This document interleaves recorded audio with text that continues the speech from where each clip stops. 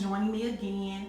The last video that I did, it was me basically talking about a lot of the things that was going on, more into a little bit more into detail about everything. And so today I'll just go from there and kind of like finish up what happened to give you all an idea so we can get into some things that are a little bit lighter in content.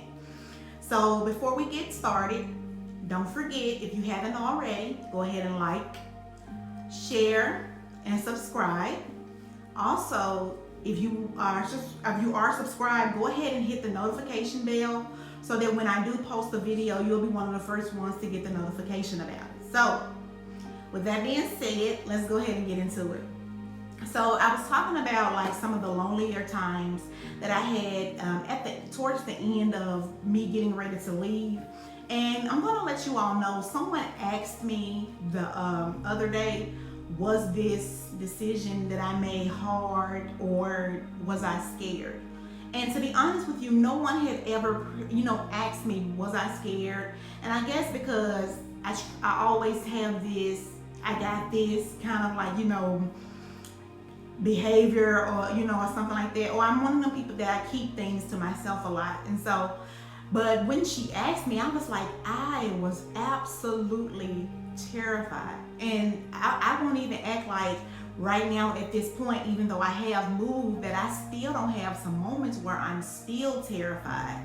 Because going from a situation where someone is like so much a part of your life, or like you all are sharing everything and everything has to do with you as a team, going from being that until going by yourself, having to deal with everything by yourself.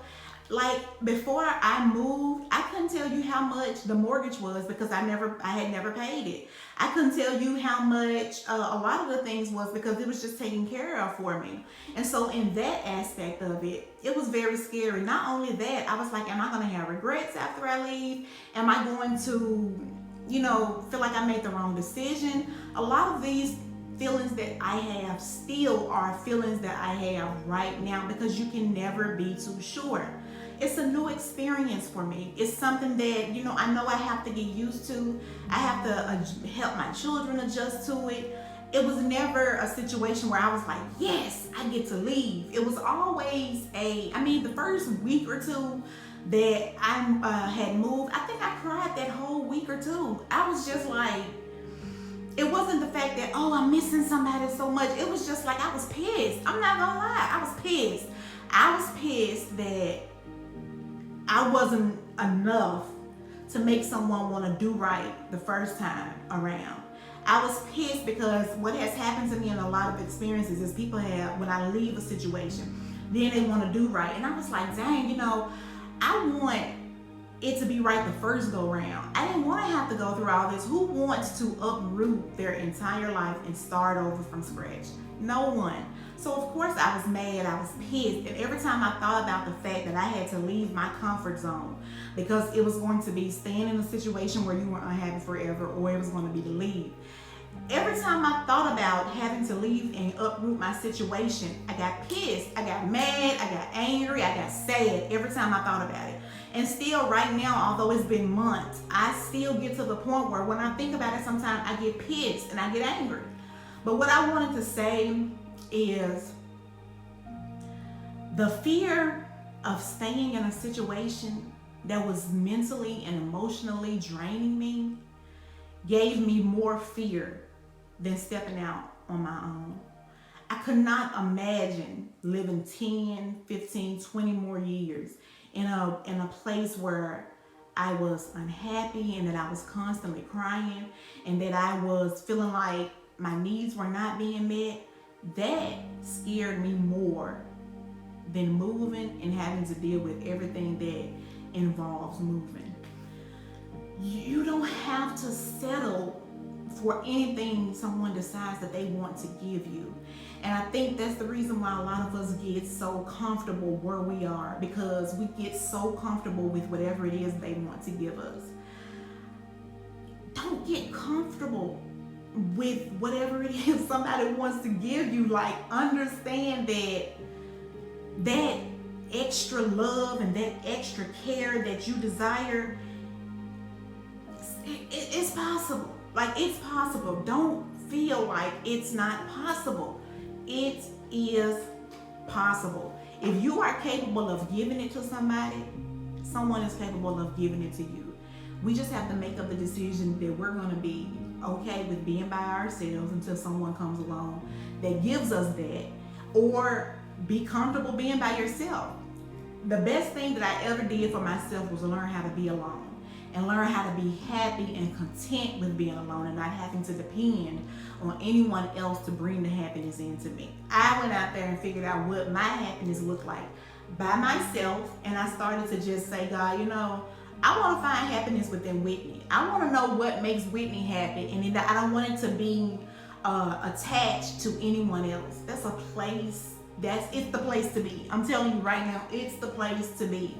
Because when you know what your happiness look like, and you know what you're not going to accept anymore, it gets to a point where when people come and all the hey beautifuls and the people who want to take you out and all of that like that, you are more likely not to try to accept anything of that nature. Make someone come different. I mean, they're going to have to come to me differently. If I ever decide that I want to date again, when everything is finished with this relationship, if I decide that I want to get back out there again, it's going to have to be different, because I know when I'm dating and when I do get in a relationship, I'm different. I'm one of those people who I'm attentive to needs. And so why wouldn't I want that back? I just want you all to know that the happiness that you can receive or you can have within yourself after such a big move and a big change, it does exist. This is not the end. This is not the say all be all. No one can tell you what you deserve. You know what you deserve, and you know what you want. Do not put aside what you really want in a relationship to make someone else happy. I can't stress that enough. Don't do it. I did it. It's not going to end in happiness. You cannot love someone into being what you want them to be. They're either going to be it or they're not. But you loving them and showing them what you want in a relationship is not going to make them give it to you and make them change. Be content with being with yourself. And if they decide that they don't want to give you what you deserve, be content with leaving that situation and saying bye. So anyway, that's where I am right now. I have gone. So the next videos that I'm going to post over this week, it's going to be of my children. And I am so excited about this, because I tell people all the time that my children say some things that make you be like, what? Like, who knew to say something like that? So I wanted to know, like, at a young age, how do your children feel about relationships? What do they feel about marriage? Do they have a firm understanding of what it is? What would they look for? And so I'm not going to rehearse these questions with them. I'm just going to ask these questions to them in front of the camera and see what they say. And I am so excited to hear what they are going to say. And, so just be looking for those videos coming up this week.